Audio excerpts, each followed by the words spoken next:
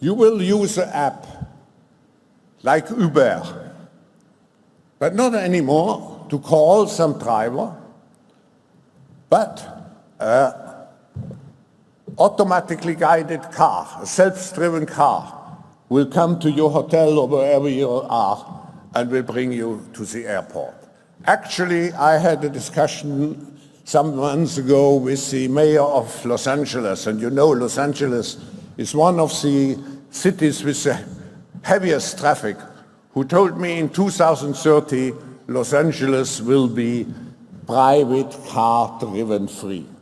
And this will allow to transform highways into parks and other public spheres.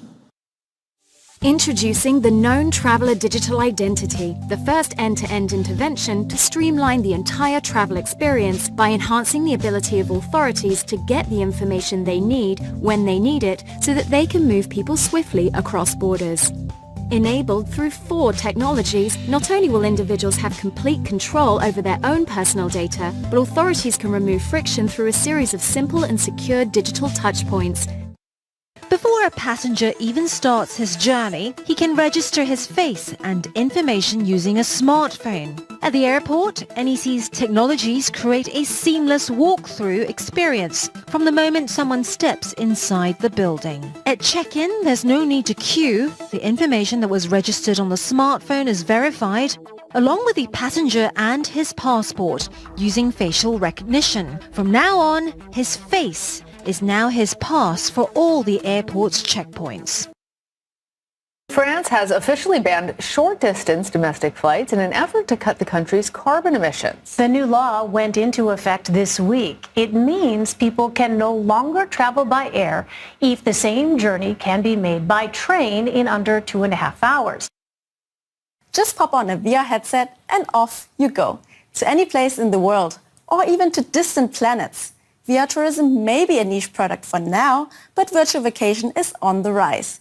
The VR travel market is forecast to explode from over 4.5 billion euros to 5 times that figure by 2027. About 1/5 of people surveyed in Germany think the future of travel lies in the metaverse. And even 1/4 of respondents under 30 fear VR trips are a viable possibility. Most people know Clear by going to the airport. It was born after 9/11. This is another crisis with a new component that's being born. Explain what this product is in terms of how it's going to work relating to COVID. So you're right. Clear was born out of 9/11, and it was about a public-private partnership leveraging innovation to enhance homeland security and delight customers. And that was really the beginning of Screening 1.0. And just like screening was forever changed post 9/11, in a post-COVID environment, you're going to see screening and public safety significantly shift. But this time it's beyond airports, right? It's sports stadium, it's retail, as Dana talked about. It's office buildings, it's restaurants.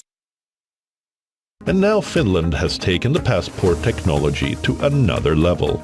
The European nation has become the world's first country to test digital passports.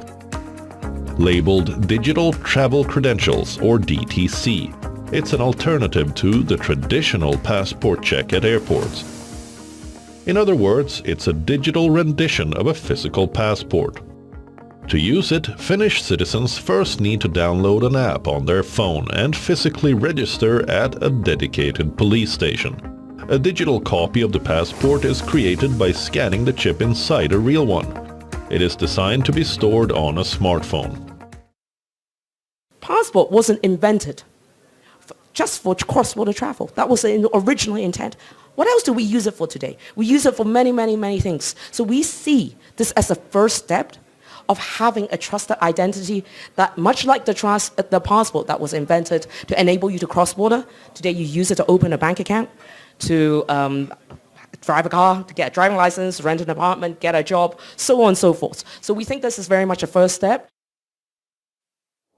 Today, regulators in California are expected to approve new rules that will ultimately ban the sale of gas-powered cars in the state by 2035. This is really important for reducing climate changing emissions.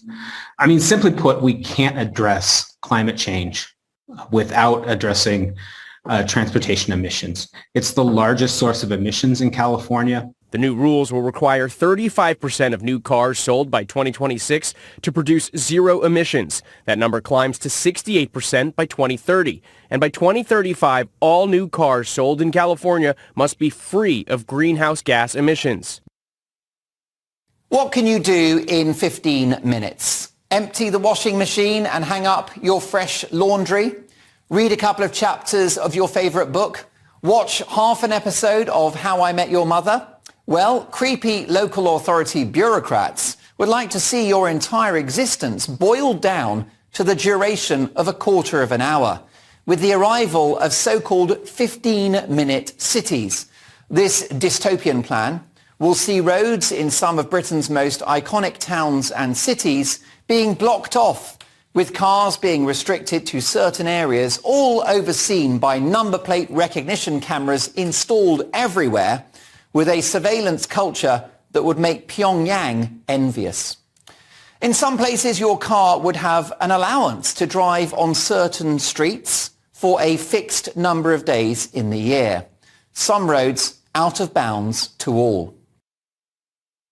So tell us what's going on in London. How crazy is it getting? They're trying to stop you from driving? Burning wood? So here's the background. The background, of course, is all about climate change and pollution added onto that. Over the course of the last few years, Mayor Sadiq Khan of London has made most of central London 20 mile per hour speed limits. I'm not joking. It's 20 mph, even on dual roads in most of London. Speed cameras are being installed every single day of the week, and even at 2 o'clock in the morning. If you're doing 23 miles per hour, you will get flashed, you will get penalty points and a fine. Then they introduce low traffic neighbourhoods, which means they literally block off some roads and make them pedestrian. All of which means the traffic gets worse, congestion gets worse, and hey, guess what? Pollution goes up. But that doesn't stop them. Then they've got the concept here of what's called a 15-minute city. That if you drive more than 15 minutes from your home, you'll have to start paying tolls and charges to do so. So all of this has been going on as, by the way, they build cycle lanes. They turn dual roads into one-lane roads with a cycle lane on the side, which for 20 hours a day is used by virtually nobody. And then this Tuesday, Mayor Khan says, the air quality in London today is going to be poor. And that's because summer has finally arrived on our little island. All right? So he says, please don't use your car unless it's absolutely necessary. Do not let your car idle. Do not burn wood, and so on and so forth. Now, if I'd said to you 4 years ago that we'd be locked down because of a flu-like virus that had come from China, you would not, on this program, have believed me. And I'm telling you here and now that in the name of climate change, in the name of pollution, we will, certainly in London, within the next few years, have a period when the mayor says you must not use your car at all, and air quality is so bad, you must stay at home. But if you do have to go to work, please use the subway. And by the way, the air quality on the subway is so bad, some days it's dangerous. This isn't about pollution. Nope. It isn't about climate change. It's about controlling our lives. We're becoming like China. And don't think it won't come to you, because it will. So let's have a digital health certificate acknowledged by WHO if you have been vaccinated or tested properly, then you can move around. So for the next pandemic, instead of stopping the movement of the people 100%, which clogged the economy globally, you can still provide some movement of the people.